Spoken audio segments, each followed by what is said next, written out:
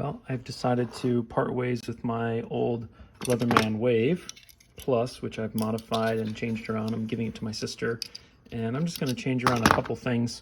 But while I was in here, I thought I would show a couple of restoration tips and also announce a little giveaway. The first thing is you have these 4 copper washers that go on the 4 main tools, and over time they get pretty well messed up. So I'm just rubbing them on this diamond stone. This is blue 320, the equivalent of 325 grits, and just getting them all cleaned up and shiny. This goes a pretty long way in terms of getting the tools to move smoothly. Obviously, if you do this too much, they'll get too thin, but I'm not too worried about that. One thing, when you reassemble these, you're going to need 2 tamper-proof Torx 10s. If you only had one, you could use a tool like this and grab the outside of the barrel like that to hold it while you screw down the other side. I'd also recommend using Loctite on them and letting the Loctite dry. They do, at least in my experience, seem to work their way loose. And that's because when you open and close the tools, it moves that barrel back and forth. But I like to take these all the way through the grits up to the green on this DMT stone, which I think is 1200, yeah.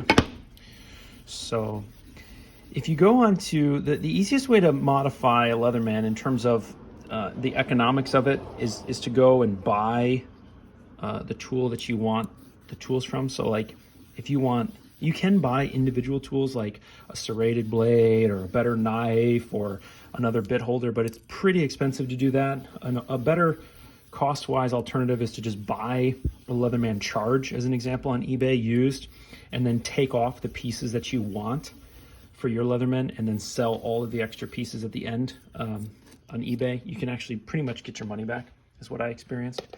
So I'm going to be giving some stuff away. And basically, I'm going to give away a set of Leatherman Plus, the plier head. I'm going to give away these 2 main barrels and the 2 secondary barrels, an extra saw and an extra file, a Phillips. I think this is from a kick or a fuse or something like that. I can't remember. I wanted a real Phillips for a while. I had to machine down these edges to get it to fit.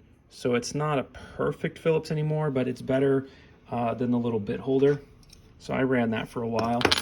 And then this is the screwdriver, the slotted screwdriver from the Leatherman Wave can opener. Actually, I'm gonna have 2 of these available because I'm gonna be putting in the awl for my sister. I think she'll get more use out of that. This awl came from, I think, a sidekick or a fuse or something like that. And then I got the little bit holder that's gonna go, and then I have 2 sets of scissors. I don't really use scissors very much, so I took them out. So I have 2 sets of scissors and then one of these lanyard clips. So yeah, all of this that you see here in front of me, I'm just going to give away to somebody here on YouTube. I'll just ask you to pay the shipping. And I'm basically just going to do a raffle in a week. And to be eligible for that raffle, just leave a comment below. That comment can include some sort of constructive criticism for my channel, something you think I could be doing more of, or something I could be doing better. Or if you've seen a bunch of my videos, maybe let me know what content you think is most interesting. I put out a wide variety of stuff, and maybe you think I'm a good mechanic but an awful woodworker. So something like that. Let me know kind of what you're interested in. Yeah, just leave some sort of comment that helps me do my job. Well, it's not a job, but helps me do a better job on YouTube about making content and reaching people. Because ultimately, I'm hoping to earn a little bit of money off of this, and I just started it, so I'm sure I could do a lot better, and I'm interested to hear people's feedback. Yeah, so modifying a Leatherman is really fun. It's just a nice little way to tinker about, and again, all you really need is a couple T, sometimes it's called a TT 10. The double T is for tamper-proof Torx. You'll need at least 1, maybe 2 of those. And when you go to tighten these back down, you just want to do it very slowly. Make sure that you have nice smooth action, that they don't fall.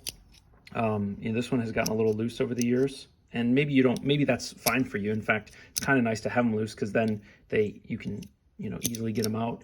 And then use some blue Loctite on the fasteners.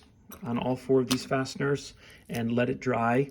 And I would also oil it. Yeah, the only downside to modifying a Leatherman is that it's not warrantyable after that. At least it shouldn't be. I've never tried to warranty it. But yeah, a Leatherman Wave is a great one to modify. It's pretty easy to work on, and it's kind of fun. And one thing, one additional point is in between here are little spacers as well. I don't have one to show you right now, but they kind of look like that. And in order to get certain combinations to fit, you may have to machine down or sand down. That's why you'll notice this one is real polished here, but not here. So you can put that on a diamond plate and you can make it a little bit thinner in this direction in order to get different combinations to fit. That's what I had to do in a couple of cases. So it's kind of fun, nice little tinkering work. So yeah, if you're interested in getting this stuff for free, leave a comment below in a way that would be helpful to me, and I'll do a raffle in about a week, and then we'll be in contact. If you'd send me a little bit of money for the shipping, depending on where you are. I'm in Chattanooga, Tennessee. Then I'll get this off for you as a early Christmas present. We'll call it that. All right, folks, take care.